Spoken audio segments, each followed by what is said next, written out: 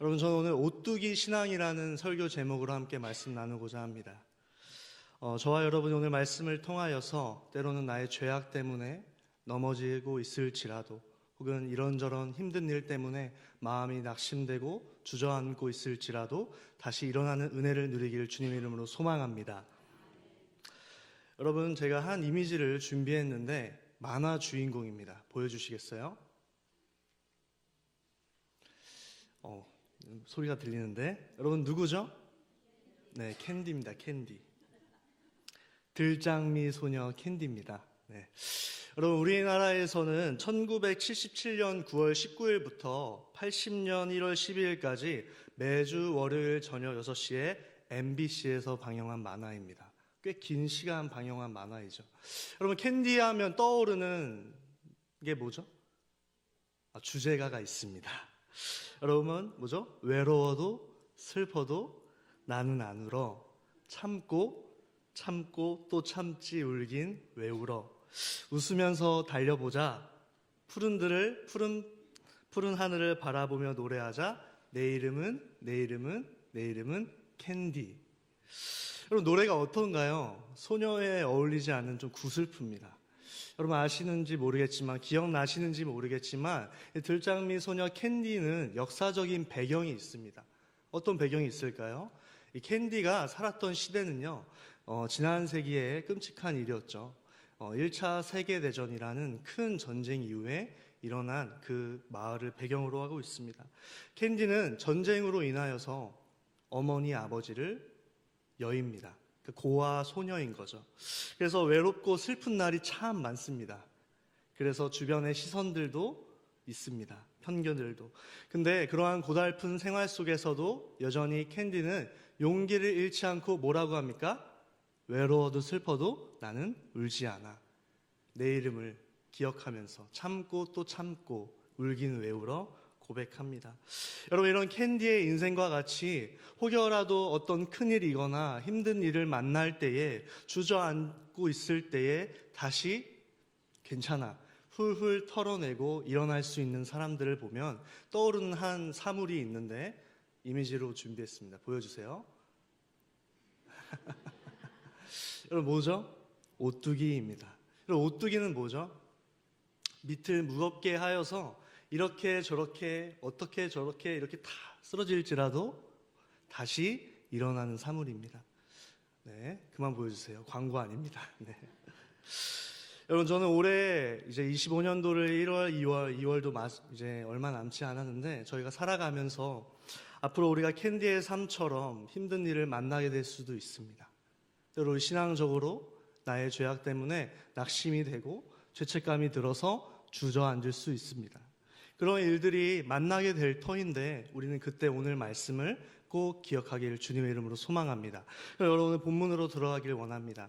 오늘 본문은 잠언입니다. 특별히 잠언 24장 16절 한 구절의 말씀입니다. 여러분, 24장 16절, 지혜자가 그렇다면 오뚜기 신앙의 첫 번째 자세가 뭐라고 가르쳐 줄까요? 함께 따라합니다. 의인은 넘어져도 다시 일어나는 사람입니다. 여러분, 우리 본문 24장 16절을 다시 한번 읽어볼까요? 대저 의인은, 시작!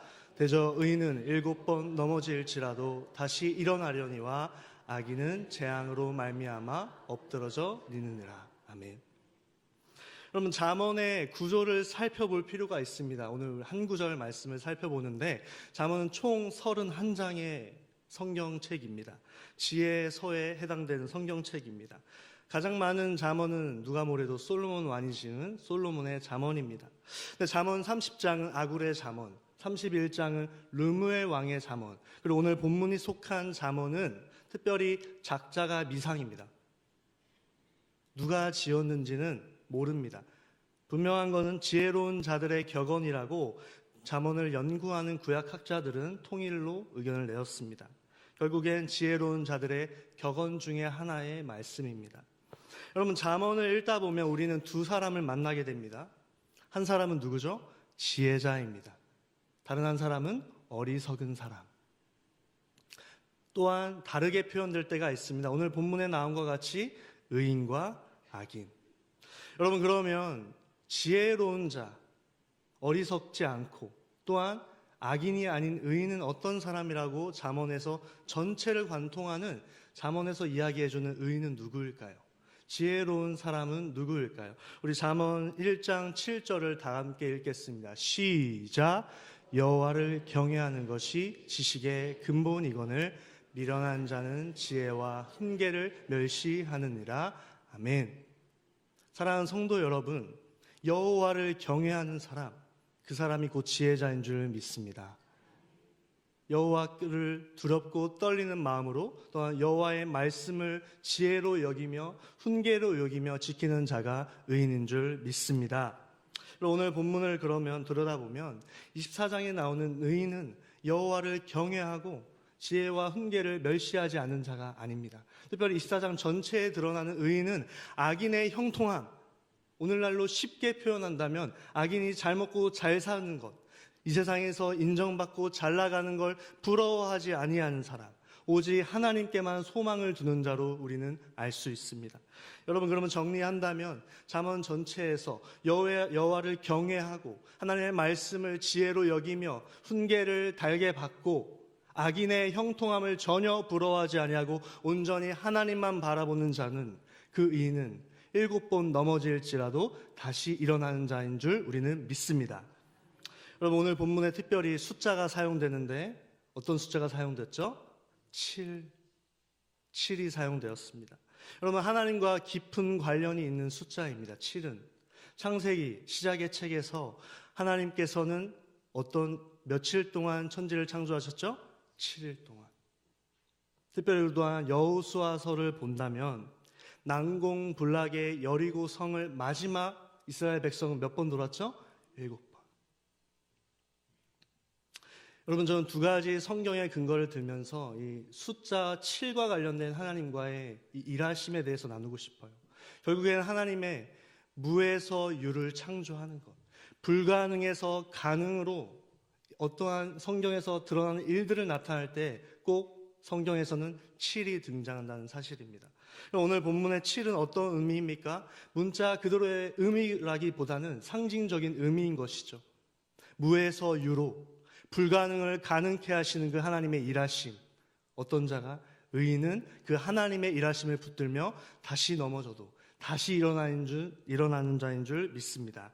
여러분, 오늘 혹시 여러분 가운데 그렇다면 신앙적으로 실패를 경험하거나 좌절의 늪에 빠진 분들이 계시다면, 여러분 가운데 다양한 이런저런 문제로 근심과 염려로 내 마음이 짓눌리고 짓눌린 마음 때문에 넘어지고 계시다면 우리는 다시 오늘 말씀으로 기억해야 합니다. 특별히 저는 성경 인물은 아니지만 우리의 역사 가운데서 정말 의인의 7번 넘어질지라도 다시 일어났던 한 믿음의 사람을 소개하고 싶습니다. 그 사람을 소개하는 문장을 제가 5가지를 준비했는데 어떤 사람인지 한번 생각해 보셨으면 좋겠습니다. 여러분, 저는 미국 시카고 옆 일리노이주에서 매우 집이 가난하여 통나무 집에서 살았습니다. 가난한 집안에 태어났기 때문에 정규 교육을 9달밖에 못 받았습니다.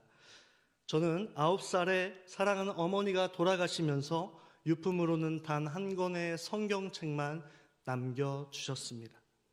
저는 19살에는 사랑하는 또한 누나를 잃었습니다. 또한 사랑하는 약혼자를 장티푸스라는 질병으로 잃었습니다. 저는 21살과 24살에 사업을 시작했는데 2번 다 실패했습니다. 저는 연방 하원과 상원 의원, 부통령 후보 경선과 포함하여 9번의 정치적인 입문을 위한 선거에 있어서 9번 다 낙마했습니다.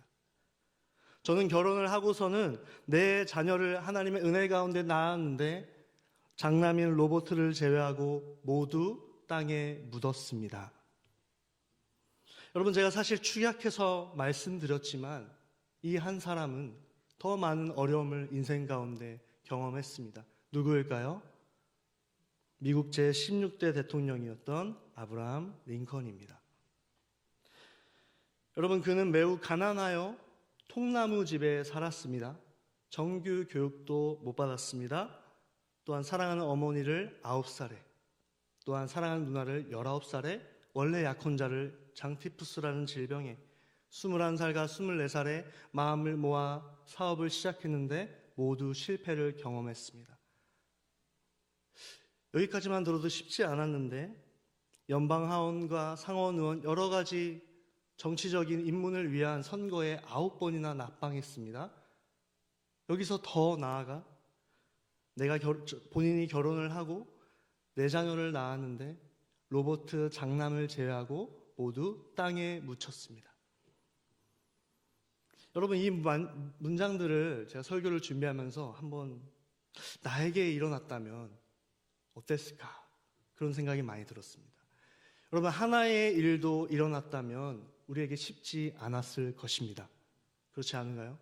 근데 모든 일을 한 사람은 경험했습니다. 우리는 결과론적으로 21세기를 살고 그가 결국에는 대통령이 되었기 때문에 성공한 사람으로 여길 수 있지만 그의 인생의 여정 가운데서 이러한 굴곡진 일들이 한 번도 아니고 여러 번 있었다는 사실을 우리는 기억해야 합니다. 여러분, 그렇다면 어떻게 아브라함 링컨은 이러한 실패의 연속된 상황 가운데도 주저하지 아니하고 다시 일어날 수 있었을까요? 저는 그 해답을 그가 쓴 링컨이 쓴 365일이라는 말씀 묵상 그 책에서 찾았습니다. 여러분, 이 책은 그가 백악관에 53살, 한국 나이로 53세에 들어갔을 때에 그가 하루하루 하나님의 말씀을 기록하며 자신 나름대로 묵상을 적었던 내용을 책으로 펼친 것입니다. 365일 말씀 묵상의 8월 22일 한번 잘 들어보십시오. 그는 고난은 소망을 준다라는 제목을 지었습니다. 고난은 소망을 준다. 그리고 다음 하나님의 말씀을 읽었습니다. 시편 43편 5절 우리 함께 읽겠습니다. 자막으로 제가 준비를 부탁드렸는데 시편 43편 5절 함께 읽겠습니다. 시작. 내 영혼아 네가 어찌하여 낙심하며 어찌하여 내 속에서 불안해하는가. 너는 하나님께 소망을 두라. 그가 나타나 도우심으로 말미암아 내 하나님을 여전히 찬송하리로다. 아멘. 그대로 이어주십시오. 시인은 뭐라고 합니까? 내 영혼아 네가 어찌하여 낙심하냐. 어찌하여 내 속에서 하나님 속에서 불안해하는가. 너는 누구에게? 하나님께 소망을 두라. 그 하나님이 어떻게 하신다고요? 도와주십니다. 그로 말미암아 내가 하나님을 여전히 찬송하리로다. 아멘. 여러분, 이런 말씀을 링컨은 묵상하며 다음과 같은 아름다운 글귀를 남겼습니다. 읽어드립니다. 가장 암울한 날에도 한 가닥 빛이 있다. 가장 어두운 파도라도 밝은 거품을 머금는다. 자욱한 밤하늘 사이로도 반짝이며 응원해 주는 어떤 별 하나가 있다. 여러분, 링컨은 뭐라고 합니까? 가장 암울한 날에도 한 가닥 빛이 있습니다. 가장 어두운 파도라도 밝은 거품을 머금을 수 있다고 얘기합니다. 시적인 표현이죠. 그리고 자욱한 밤하늘, 깜깜한 밤하늘에도 그 사이에 반짝이는 단 하나의 별, 나를 응원해주는 별이 있다고 표현하고 있습니다. 사랑하는 서울나온 성도 여러분, 가장 암울한 날에도 한 가닥 참 빛이신 하나님께 소망을 두는 우리가 되길 주님의 이름으로 소망합니다. 아무리 자욱한 밤하늘 사이에도 여전히 밝게 빛나는 나를 응원해주는 새벽별같이 내려오시는 이 땅에 오셨던 우리 주님을 바라보는 우리가 되길 주님의 이름으로 소망합니다. 그래서 링컨이 보여주는 신앙의 첫 번째 자세, 나의 낙심된 상황에도 여전히 나에게 소망을 주시고 나를 도와주시는 그 하나님께 소망과 그 하나님을 의지하여 일어날 수 있음을 믿으며 7번 넘어질지라도 다시 일어나는 저와 여러분이 되기를 주님의 이름으로 소망합니다. 여러분, 우리가 연약해서 실수할 때도 있습니다. 여기서 실수는 우리의 죄악을 이야기합니다. 그렇지 않나요?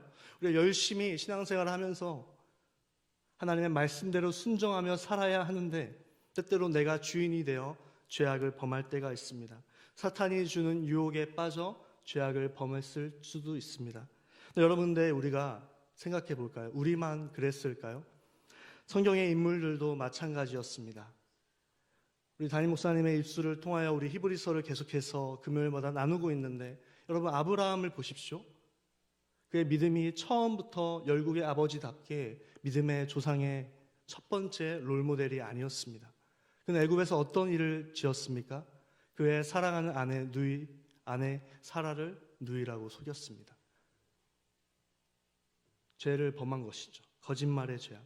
또 하나님의 약속이 아니라 육신의 방법으로 누구를 취했죠? 하갈을 취하여 이스마엘을 낳았습니다. 죄악을 범한 것이죠. 하나님의 약속을 믿기보다는 인간적인 방법을 선택하여. 여러분 다윗은 어떻습니까? 위대한 왕 다윗, 목동이었던 위대한 다윗은 가장 찬란한 순간에 왜 그랬을까 하는 행동을 했습니다. 그의 충신이었던 우리아를 어떻게 했죠? 전쟁터에 가장 앞장서게 하여서 오늘날로 표현하면 청부살인의 시초였던 거죠. 그리고 우리아를 죽이는 것뿐만 아니라 그의 사랑하는 아내 밧세바를 육적으로 취했습니다. 간음의 죄악을 범했던 것입니다. 여러분 그렇다면 이스라엘 공동체의 역사는 어떻습니까? 하나님의 은혜 가운데 출애굽하여서 약속의 땅 가나안 땅에 들어갔지만 그곳 가운데 믿음을 지키지 못하였습니다. 하나님이 허락하신 풍요로움에 감사하며 기뻐하며 하나님의 말씀을 날마다 지키며 살아가야 되는 그러한 공동체가 바알과 아세라 석상을 섬기고 다양한 이방 신들을 받아들이며 배교의 신앙을 보였습니다. 넘어진 것이죠. 여러분 우리는 연약합니다. 때때로 이렇게 넘어집니다. 오늘 본문에서도 의인은 7번이나 넘어진다고 합니다. 여러분 우리가 연약할지라도 죄악에 범할지라도 나를 의지하여 나를 바라보아 다시 일어나는 것이 아니라 나의 도움이시며 나의 소망이신 하나님을 붙들며 죄악을 범했을지라도 다시 주님께 나아와 다시 한번 일어나는 우리가 되길 주님의 이름으로 소망합니다. 여러분 두 번째 메시지 함께 따라하길 원합니다. 자포자기는 바른 신앙이 아닙니다. 빨리 띄워주셔서 여러분 우리 오늘 본문 24장 16절을 우리 다시 한번 읽겠습니다. 우리 자포자기 사자성 읽기 전에 시작. 대저 의인은 7번 넘어질지라도 다시 일어나려니와 악인은 재앙으로 말미암아 엎드러지느니라. 아멘. 여러분 잠언에서 이 대조적인 구조가 드러납니다. 의인은 7번 넘어질지라도 다시 일어나지만 악인은 그 재앙, 본인에게 찾아온 재앙을 어떻죠? 엎드러져 있습니다. 이제 보여주세요. 자포자기. 네. 여러분 이 하반절의 말씀을 한 단어로 표현한다면 자포자기, 스스로 자, 사나울 포, 스스로 자, 버릴 기입니다. 직역하면 스스로 사납게 스스로 자기를 버린다는 것이죠. 절망에 찾아왔을 때에 아무것도 안 하는 것이죠. 모든 걸 다 내려놓는 것입니다. 절망에 빠져 내 자신을 스스로 포기하고 돌보지 아니하는 상태를 자포자기의 상태라고 합니다. 여러분 의인은 다시 일어나지만 악인은 자포자기한다는 사실을 우리는 기억해야 합니다. 여러분 하나님을 경외하는 마음으로 하나님 앞에 겸손한 언어로 엎드림은 긍정적인 의미입니다. 성경에서도 많이 등장합니다. 하지만 오늘 본문만큼은 이 엎드림은 긍정적인 의미가 아닙니다. 악인이 행동하는 의미입니다. 의인은 7번 넘어질지라도 다시 일어나지만 악인은 어떻죠? 엎어진다는 것입니다. 우리 함께 따라하길 원하면 자포자기하지 맙시다. 여러분 자포자기하는 신앙은 바른 신앙의 자세가 아닙니다. 여러분 제가 이 말씀을 준비하면서 그러면 오늘 이 자포자기와 관련되면서 한 예화가 떠올랐습니다. 넘어졌을 때 다시 일어나는 경험을 떠올려 봤을 때 여러분 가운데 혹시 자전거를 좋아하시는 분 계십니까? 그럼 제가 하나의 퀴즈를 드리겠습니다. 저는 자전거를 언제부터 탔을까요? 난감하신가요? 그래도 인재강도사 초등학교 때 탔겠지. 그죠? 속으로 생각하셨어요. 초등학교? 아닙니다. 중학교? 아닙니다. 우리 뒤에 있는 친구들이 눈을 동그랗게 쳐다보고 있습니다. 강도사님 문제 있었나? 고등학교? 아닙니다. 제 기억으로는 21살 대학교 2학년 때 처음 탔습니다. 여러분, 사연은 나중에 고백하겠습니다. 여러분, 우리가 자전거를 처음 배울 때에 부모님이 자녀를 가르칠 때 어떻게 가르치죠? 특별히 두발 자전거? 처음에 보조바퀴가 있습니다. 그렇죠? 보조바퀴로 아이가 잘 갑니다. 근데 여러분, 어떤 시점에 다다를 때에 보조바퀴를 떼나요? 그대로 두나요? 떼요. 그럼 이제 아이가 좀 휘청거리죠.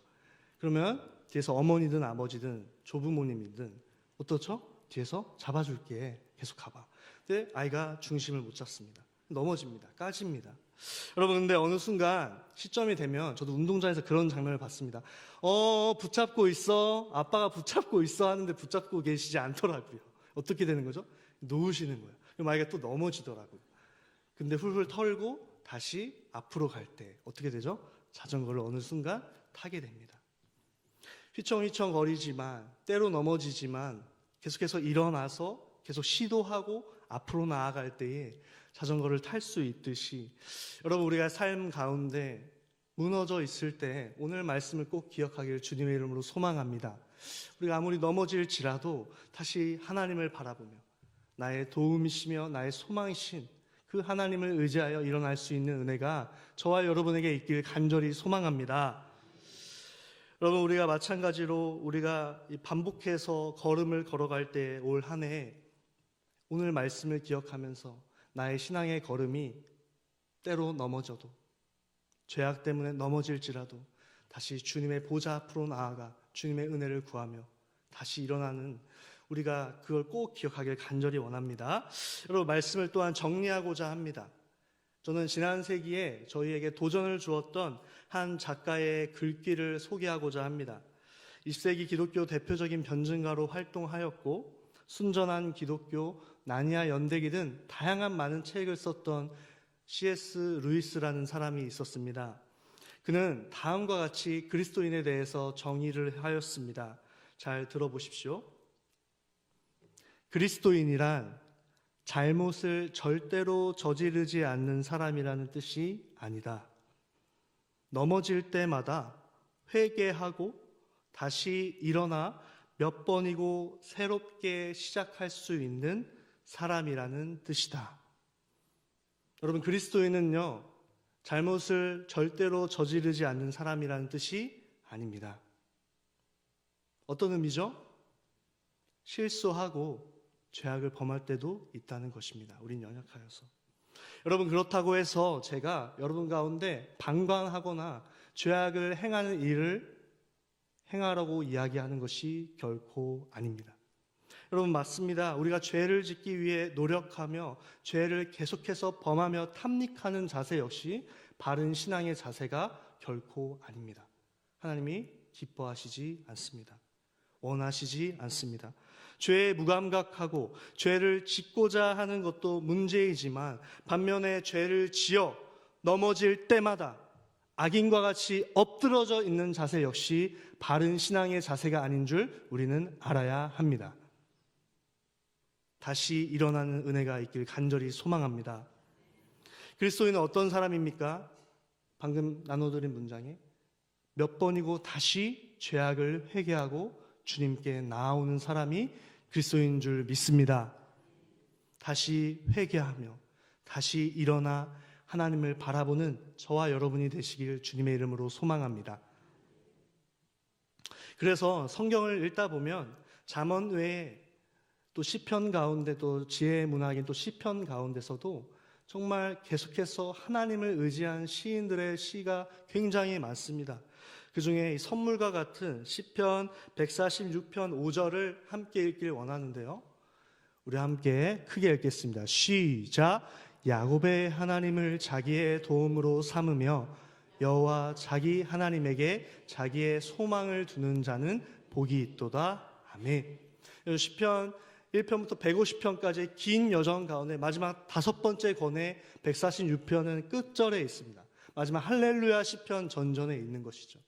어떻죠? 시인이 뭐라고 합니까? 누구의 하나님이요? 야곱의 하나님. 그 하나님을 누구의 도움? 나의 도움으로. 여호와 그 하나님을 우리에게 자기의 소망을 주는 자에게 어떻게 해주신다고요? 복을 주신다. 여기서 복은 바라크라는 히브리어입니다. 하나님이 주시는 충만한 복입니다. 우리가 복하면 떠오르는 그런 물질적인 복을 넘어 정서적으로도 그렇고요, 온전한 복인 거예요. 저와 여러분에게 어떤 일이 있는 것입니까? 야곱의 그 하나님을 나의 하나님을 정말 여기며 나의 소망으로 여기며 나의 도움으로 진짜 여기며 넘어질 때 다시 일어나며 나에게 복 주시는 그 하나님을 바라보는 저와 여러분이 되시길 주님의 이름으로 소망합니다. 여러분, 올 한 해에 마귀는 25년 2월 이후에도 끊임없이 우리를 죄로 유혹하길 원할 것입니다. 때때로 우리를 우는 사자와 같이, 굶주린 사자와 같이 잡아먹기 위하여 끊임없이 유혹할 것입니다. 그 외에도 인생을 살다 보면 이런저런 일로 낙심되는 일을 경험하게 될 것입니다. 그때 오늘 우리는 연초에 함께 나눈 오늘 이 말씀을 기억하는 은혜를 누리길 간절히 소망합니다. 그래서 우리가 7.8기의 신앙, 오뚜기의 신앙, 이렇게 저렇게 어떤 모양으로 넘어질지라도 다시 주님을 향하여 주님을 부르짖으며 주님을 의지하며 다시 일어나는 저와 여러분이 되시길 주님의 이름으로 간절히 소망합니다.